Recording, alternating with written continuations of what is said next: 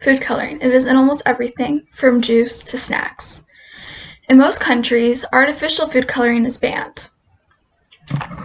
In the United States, such as these, artificial food coloring is legal. My question is, why is it legal in the United States when it isn't legal in the European countries or many other countries?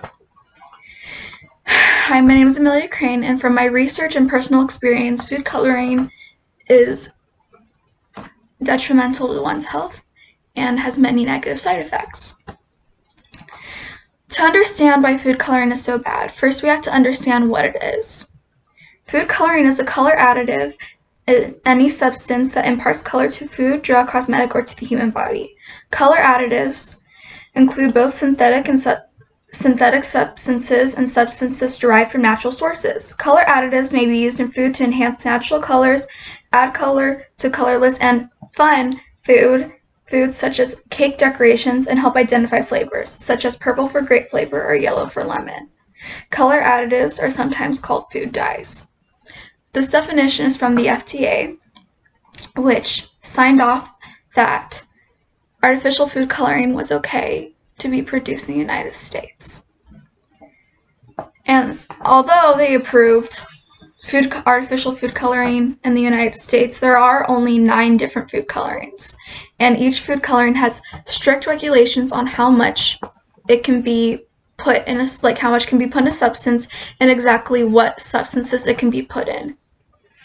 2 examples of food colorings that are used FDA approved in the United States are Blue No. 2, which is only good in baked goods, cereals, snack foods, ice cream, confections, and yogurt, and Citrus Red No. 2, which is only allowed in orange peels. Why do orange peels need to be colored artificially?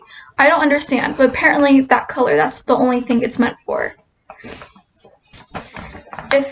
And my question is, if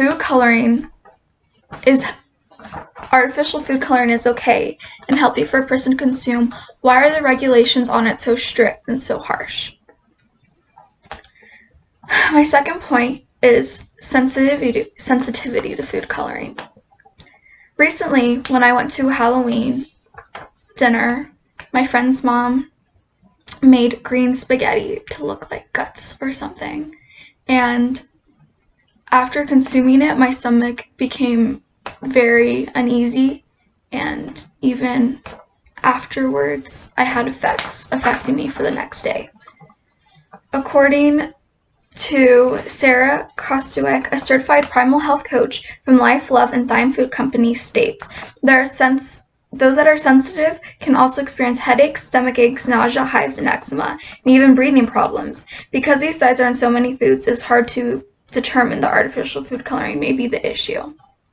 So if you consume something and you get hives afterwards, people are more likely to assume that it's because of the food they ate, but it might actually, in fact, be the food coloring. And the FDA also states that 1 out of 10,000 people may get hives from food coloring, which doesn't seem like a big number, but when you consider the fact that food coloring is in everything people consume, it's so hard to escape it. And even in organic and natural foods like oranges, artificial food coloring is still present. And the whole issue with the whole coloring, they might use artificial food coloring on things like lemons, and people use lemons to zest. So if you zest lemons, you may still get an allergy from it, which people wouldn't even think of, because that's wild, but still. And 1 out of 10,000 people is still a large number, because 1 out of 10,000 people, every time someone eats that food, they have a chance. 1 out of 10,000 chance, but they still have a chance to get hives. Another issue that arises from artificial food coloring is links to cancer.